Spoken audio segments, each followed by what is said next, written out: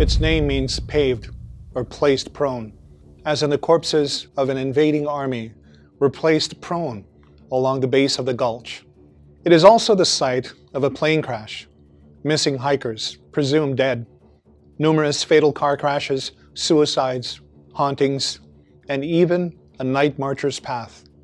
This episode of Hawaii's Most Haunted brings to you Kipapa Gulch.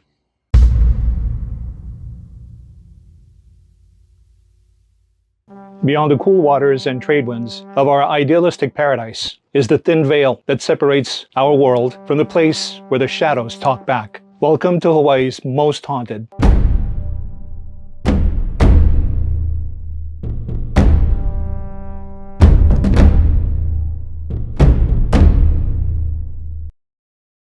This deep V-shaped valley lies in the center of the Ahupua'a of Waipi'o.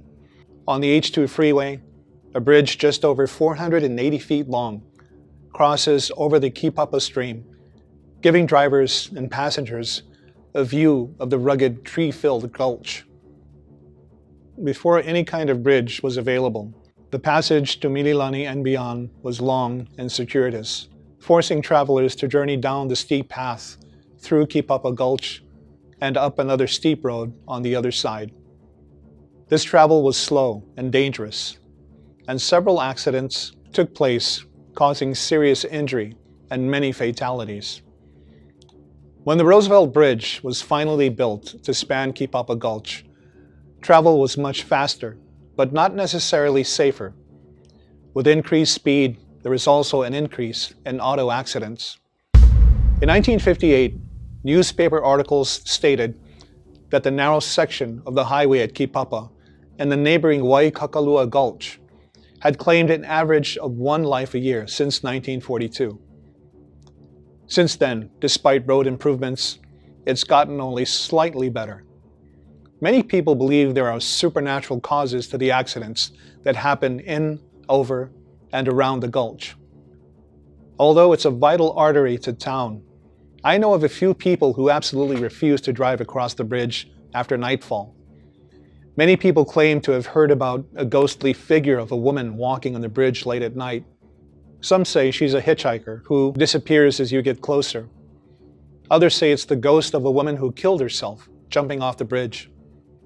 Still, others say if you see her, your car goes out of control, causing you to crash.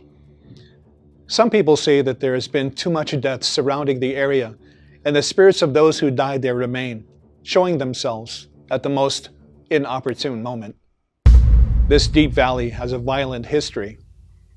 Ali'i Maili Kukahi lived sometime around the turn of the 15th century, just around the time that Christopher Columbus happened upon the inhabited lands that would later become America. Prior to his reign, life on Oahu was full of turmoil, and the land divisions were in a state of confusion. Maili Kukahi caused the island to be thoroughly surveyed and created the Ahupua'a, or land division system, that we are familiar with today. The Moku, Ahupua'a, Ili Kupono, Ili Aina, and Mo'o Aina were now clearly defined, and each new land division had a steward who was responsible for the resources of that land. This created concise kuleana, or responsibilities, for both commoners and ali'i, that prevented land dispute that were once common. From a young age, the people were taught the limits and productivity of this new land management system that resulted in increased food resources. Additionally, Maili Kukahi prohibited ali'i from plundering the maka'ainana, the commoners. Defying this order was punishable by death. His reign ushered in an era of benign rule lasting for several generations. While Maili Kukahi's reign was peaceful and prosperous, he proved to be a fierce defender of his land and people. As tradition states, some restless ali'i from Maui and Hawaii Island attempted a raid, arriving at Waikiki, proceeding to Ewa, and then marching inland. They met Maili Kukahi and his forces at Waikakalua, an upland ili of Waikele. A bloody battle ensued, continuing from there to Kipapa Gulch, stretching across Kipapa, Waikakalua, and the place known as Punalu'u. By the time the invading army was defeated, the body count was so great that the area was paved with their bodies. Today, Kipapa Gulch is said to be haunted by the spirits of fallen warriors.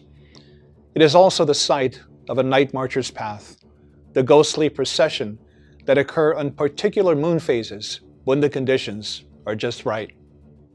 So, I wonder, could the impression of the deaths of the 1,000 warriors still hang over the gulch, causing the numerous car crashes? And could the Huaka'ipo be responsible for some of them as well? Maybe. We'll never know for sure.